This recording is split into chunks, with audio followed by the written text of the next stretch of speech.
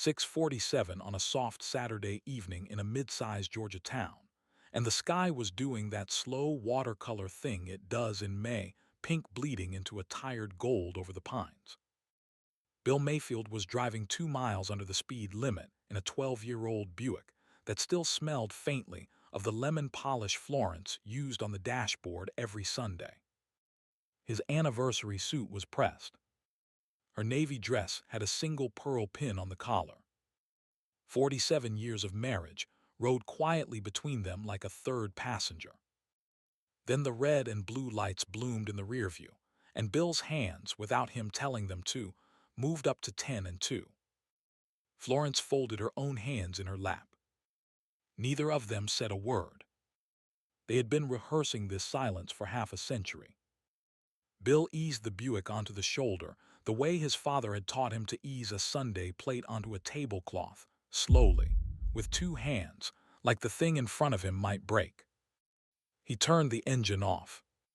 He left the keys in the ignition, where any officer with eyes could see them. He rolled the window down all the way, because his mother had told him once when he was 19 that a closed window was an excuse, and a man like him could not afford to give anybody an excuse. Florence squeezed his right knee twice, their code since 1979 for "I'm here, I'm with you, breathe." Bill breathed.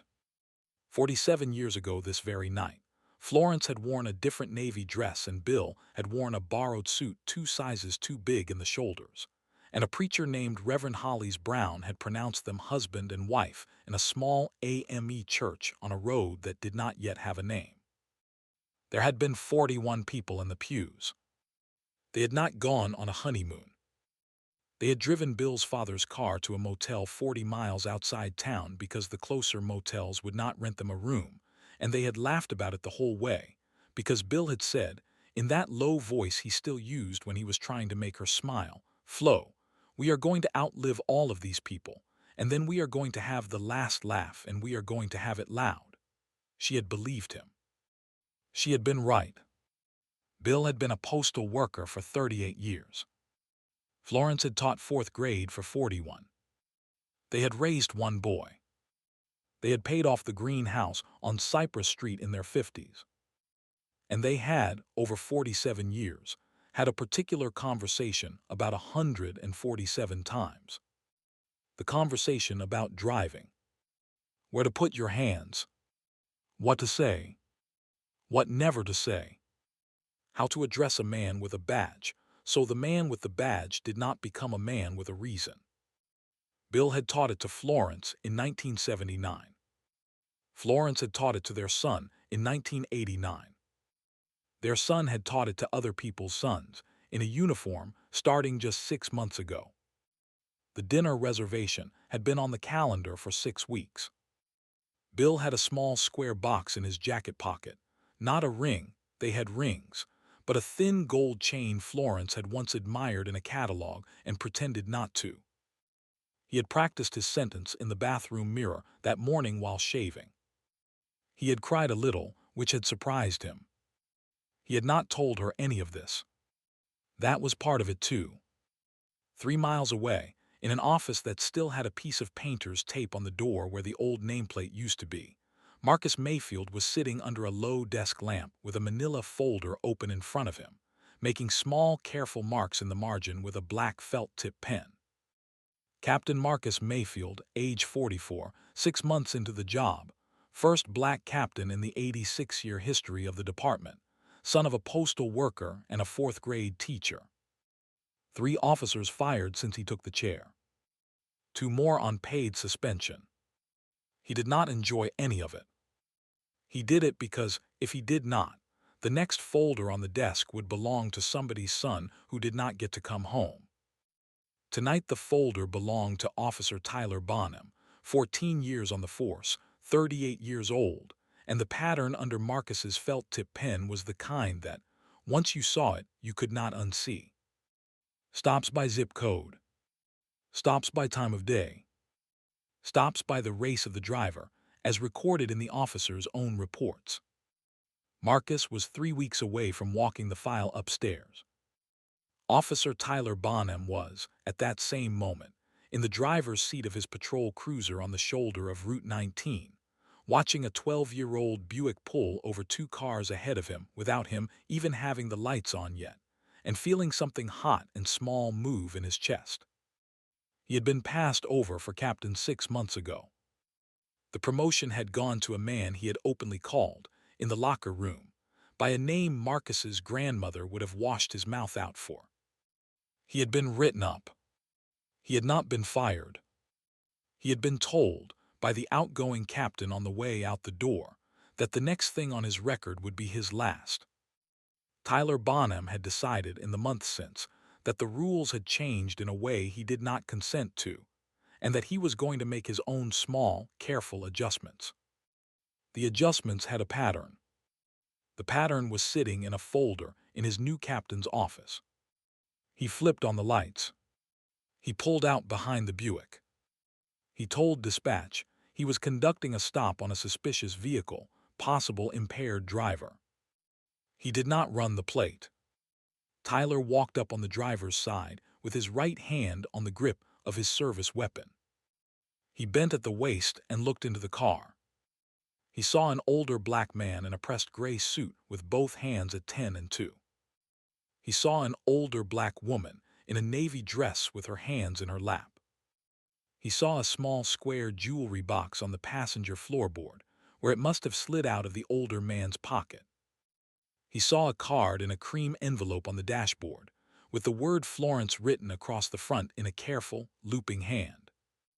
And what he said in a voice he had practiced was, "License and registration." "Why you driving so slow?" "You been drinking tonight, sir." Bill Mayfield said, "Officer, no, sir. We are going to our anniversary dinner. 47 years tonight, sir. License is in my wallet in my inside jacket pocket. Registration is in the glove compartment. I am going to reach for the license first, slowly, with my right hand, if that's all right with you, sir." He had said this paragraph, or a version of it, 11 times in his life. Florence had counted. He delivered it without a tremor, because a tremor was a thing he had decided, in 1979, that he was not going to give to any man in a uniform ever. Tyler did not answer. He watched Bill come back with a brown leather wallet. Bill held the license out at arm's length, between two fingers, the way you offer a piece of bread to a dog you have never met before. Tyler took it without looking at it. "Step out of the vehicle, sir." Florence felt the words like a small cold stone drop down the back of her dress. Bill said, "Yes, sir." He looked at her once very briefly, and his eyes said the thing his mouth had said in 1979, "Flo, we are going to outlive all of these people." He opened the door. He kept his hands visible. He stepped out onto the shoulder of Route 19 in a pressed anniversary suit with a gold chain in his pocket and the smell of his wife's perfume on his collar, and he closed the door behind him gently. Tyler told him to step to the rear of the vehicle. Bill stepped to the rear. Florence kept her hands in her lap. She did not turn around. She had been taught that a black woman watching a black man from the passenger seat could become, in the wrong officer's report, an accomplice. So she sat. She breathed. She listened. "I'm gonna need you to walk a straight line for me, sir. Heel to toe. 10 steps out, 10 steps back." "You understand?" Bill said. "Yes, sir." He walked.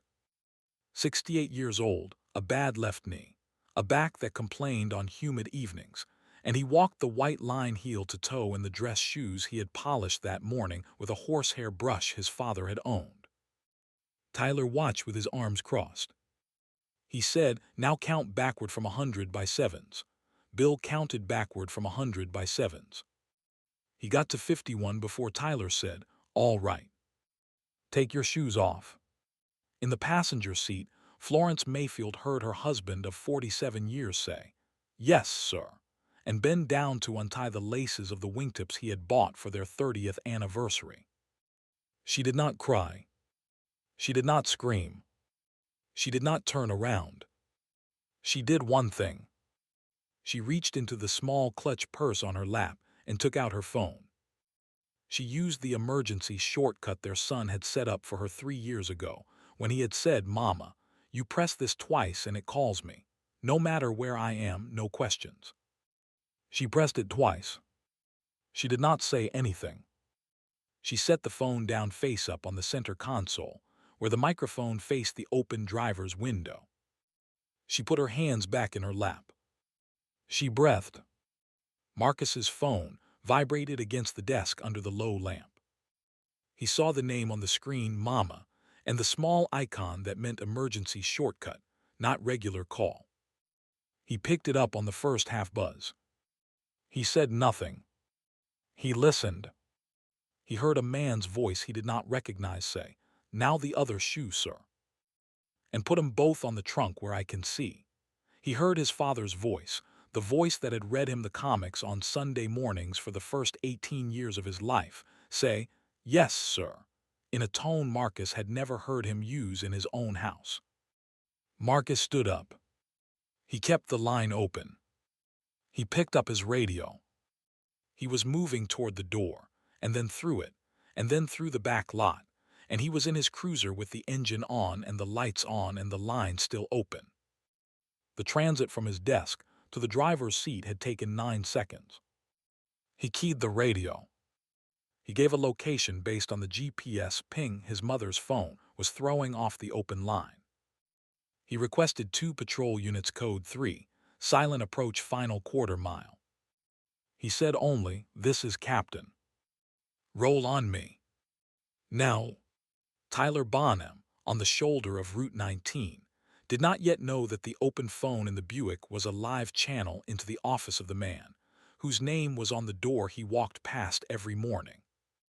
He looked down at Bill Mayfield's 2 polished wingtips sitting on the dusty trunk of the Buick, and he said, "Now lift your right foot up and hold it for 30 seconds. Eyes closed. Arms out, Bill lifted his right foot. He closed his eyes.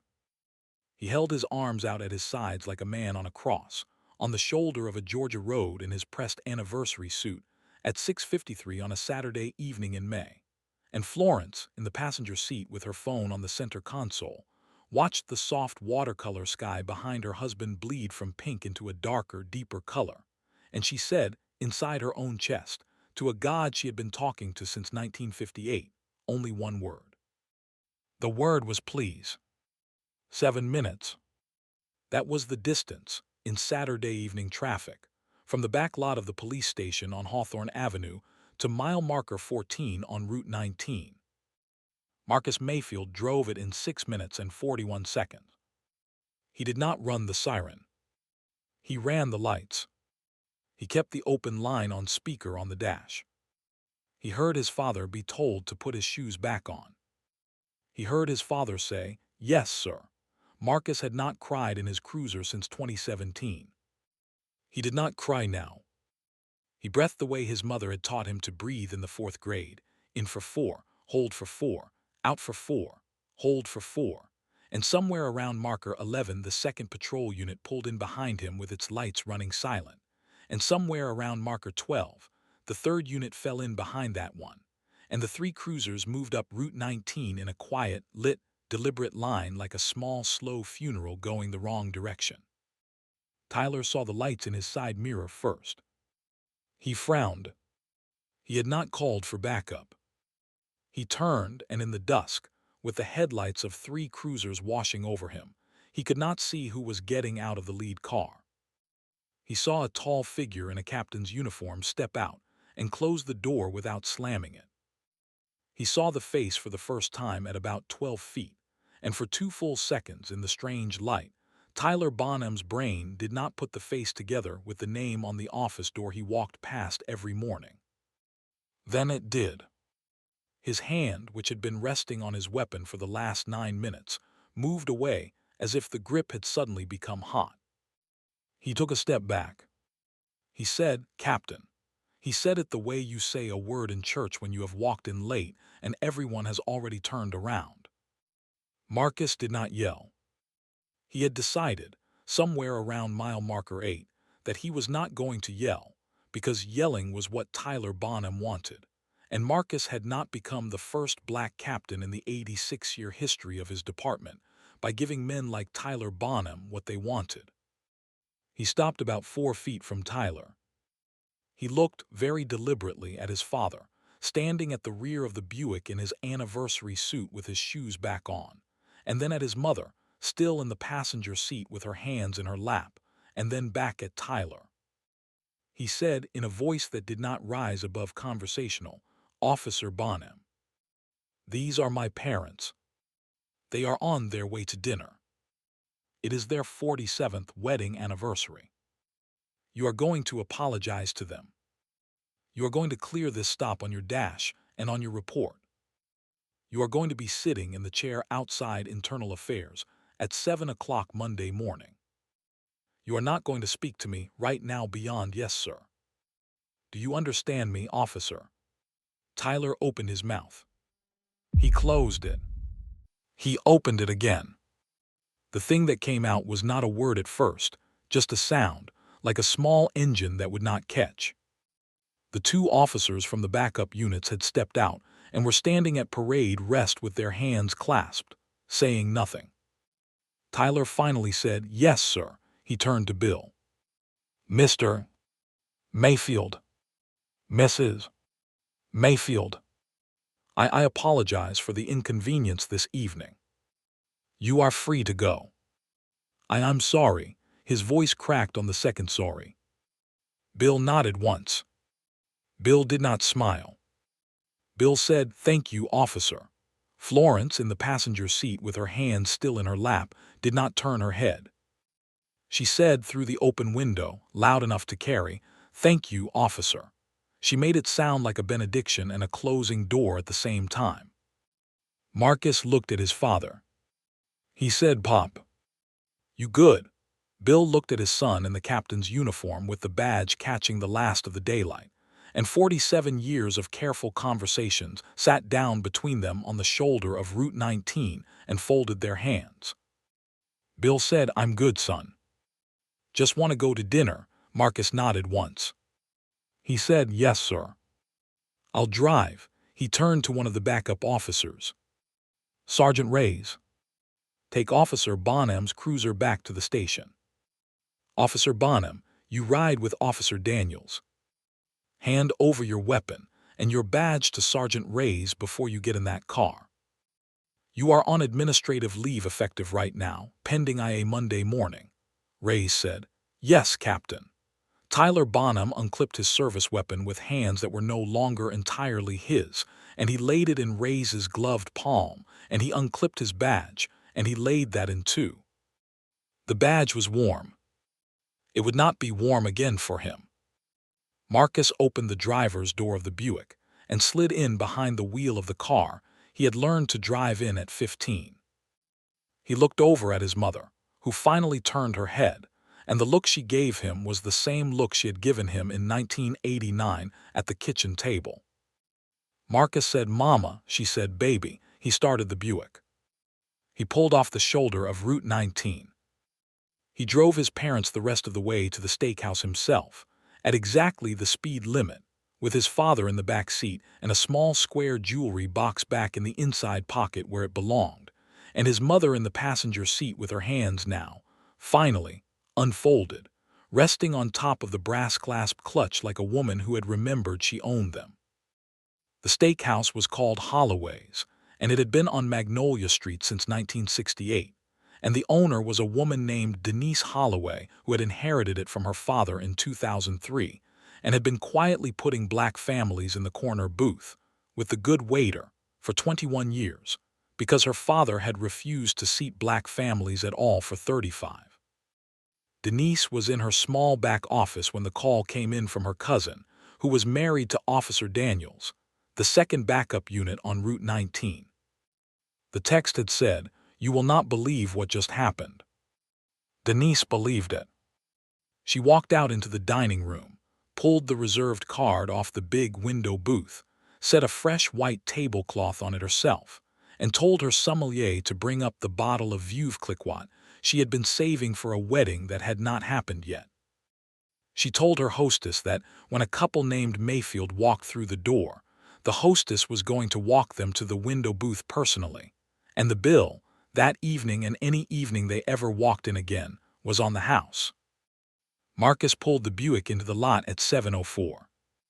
He opened Florence's door first, and then his father's, and he offered each of them an arm, and his mother took the right and his father took the left, and Captain Marcus Mayfield walked his parents into Holloway's Steakhouse at 7:05 with his uniform still on, and the badge still catching the light from the chandelier. The hostess smiled the way you smile when you have been told a small holy secret. She said, "Mr. and Mrs. Mayfield, we have your table." Somebody at a foretop by the bar, an older white gentleman in a sport coat, set down his fork and started to clap.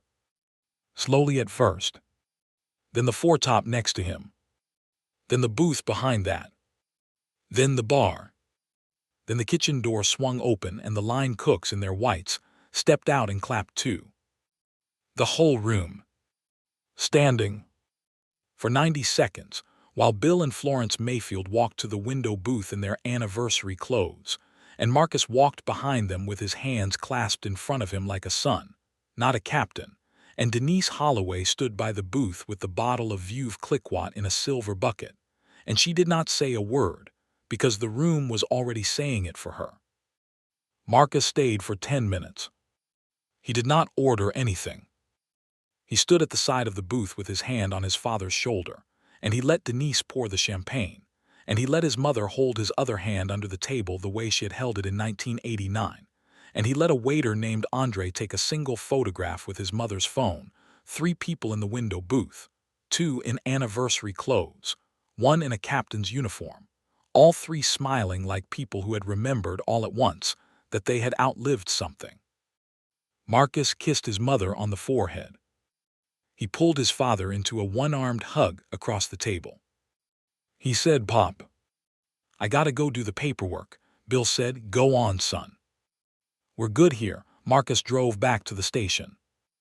He sat down at his desk under the low lamp. He opened the manila folder. He called Internal Affairs. By 9:04 that evening, Officer Tyler Bonham was suspended without pay pending full investigation. The paperwork was on the chief's desk by Monday at 6:55. Tyler Bonham was, by Friday of that week, no longer an employee of the police department. 4 months passed, the way 4 months pass in a small Georgia town, slowly in the middle and quickly at the edges. The Federal Civil Rights Division of the Department of Justice, alerted by a quiet letter on Captain Mayfield's letterhead and a manila folder full of felt tip marks, opened a formal investigation into Officer Tyler Bonham's pattern of stops over 14 years. 47 prior traffic stops were pulled and re-examined. 3 of those stops, on careful re-examination, were found to have involved falsified field reports, planted probable cause, or fabricated observations. 3 black motorists, 2 men and 1 woman, had been convicted on the basis of those reports. All 3 convictions were vacated within 90 days. One of the men had been 3 years into a 5-year sentence. He walked out of a state facility on a Tuesday morning in September and was met at the gate by his mother, by an attorney from the Civil Rights Division, and quietly, in a car parked 30 yards back with the engine off, by Captain Marcus Mayfield, who did not get out because it was not his moment, but who watched it happen and did not blink. Tyler Bonham himself was criminally charged in October with falsifying official records, deprivation of rights under color of law, and perjury. He took a plea. He did not do prison time. He did agree, in writing, to never again seek or hold a position in law enforcement in any state. The department under Marcus became something the local paper started calling, without irony, a model. A new community liaison office opened on the first floor. A new policy required dashboard and body camera footage to be uploaded within 4 hours of any stop. A new training program was built around what Marcus had quietly called the Mayfield Principle, although he had not put that name on any document. The principle, as Marcus had explained it to a room of new recruits one Wednesday morning, was this: Every car you pull over has somebody's mother in it. Every car. Every time. You have not pulled over a vehicle. You have pulled over a family. He had said it once. He had not said it again. The recruits had written it down anyway. Somewhere in the middle of all of that, the photograph the waiter named Andre had taken on Florence's phone was printed, with the family's permission, on a small mat card the community liaison office began handing out at neighborhood meetings and church visits. No caption. No slogan. Just the photograph, and on the back, the office address and the line, "We are here. Come see us." Bill kept one of the cards in his wallet. He showed it to Florence at the kitchen table on a Sunday in March. He said, "Flo, we are on a card." Florence looked at the card. She looked at her husband. She said, "Baby, we have been on a card for 47 years. Now they're just printing it." Bill laughed the way he had laughed in 1979 in a borrowed suit 2 sizes too big. A year later, almost to the day. Saturday evening in May. The sky doing the same soft watercolor thing, pink into tired gold over the same pines. Bill Mayfield, 69 now, in the same anniversary suit, slightly let out at the waist by Florence with a needle and thread on the kitchen table the week before. Florence, 69 now, in the same navy dress with the same single pearl pin. The same Buick, now 13, smelling as always, faintly of lemon polish. Bill driving 2 miles under the speed limit, because some speeds did not change just because the road behind you had. No flashing lights in the rearview this time. No officer with his hand on a grip.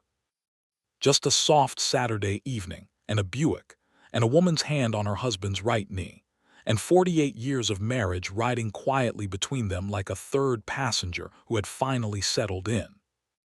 They pulled into the lot at Holloway's at 7:03. Denise was waiting at the door in a black dress, with her hands clasped in front of her. She walked them to the window booth. The same booth. There was a fresh white tablecloth, a small vase with 3 white roses, and a card that said on the house, "Always. With love, Denise and Holloway's." Bill reached for his wallet anyway. Denise said, "Mr. Mayfield, do not insult me." Bill put his wallet away. Bill said, "Yes, ma'am." Marcus arrived at 7:30, in plain clothes this time, in a blue button-down his mother had given him for Christmas. He kissed his mother on the forehead. He shook his father's hand. He slid into the booth. Denise brought a slice of pecan pie with 3 forks, and a single candle lit, set in the center. She did not sing. The room knew. Some of the same diners from the year before were in the same seats. They smiled. They did not clap this time. The clap had already happened. This was the dinner after the clap. This was the quiet part. This was the part the clap had been for. Marcus said halfway through the pie pop. "I gotta ask you something." Bill said, "Go on, son." Marcus said, "What was the best anniversary present you ever got?" He was teasing. He knew the answer. Bill set down his fork. Bill looked at his wife of 48 years. Bill looked at his son. Bill said, "Best anniversary present I ever got, son, was watching my boy step out of a cruiser in time." He said it without any heat in it. He said it the way a man says a thing he has decided, finally, that he is allowed to say out loud. Florence reached across the table and squeezed Marcus's hand twice. Their code. "I'm here, I'm with you, breathe." Marcus breathed. Somewhere 2 states away, in a fluorescent-lit back office of a discount electronics store off an interstate exit, a man named Tyler Bonham was sitting in a folding chair watching the night feed of 14 security cameras, in a brown polyester uniform with a name tag that said Tyler and no rank under it. He did not know that the Mayfield family was eating pecan pie at Holloway's. He did not know that the photograph of them was on a card in his old captain's wallet. He knew only the 14 small screens and the long, quiet hours of a job that did not allow him to pull anybody over ever, for any reason. That was his sentence.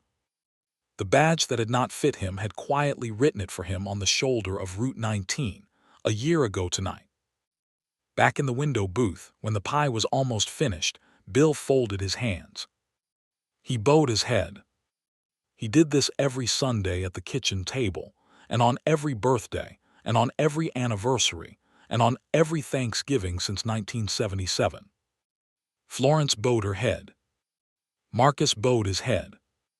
The room around them quieted, the way rooms do sometimes in the South, when an old man at a window booth bows his head over a slice of pie.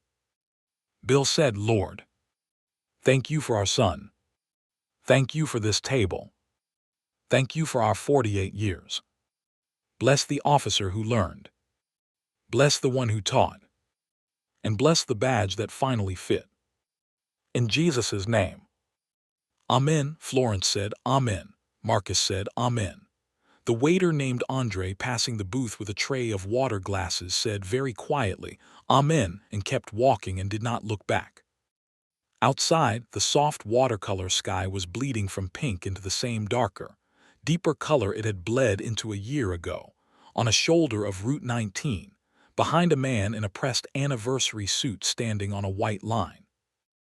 Inside, in the window booth, a black couple in their anniversary clothes finished their pie with their grown son, and the candle burned down to the wick and went out, and nobody noticed, because the light in the booth was coming from somewhere else now, and had been for a year. A cop saw a target. His captain saw his mother. Some traffic stops change who gets to drive home.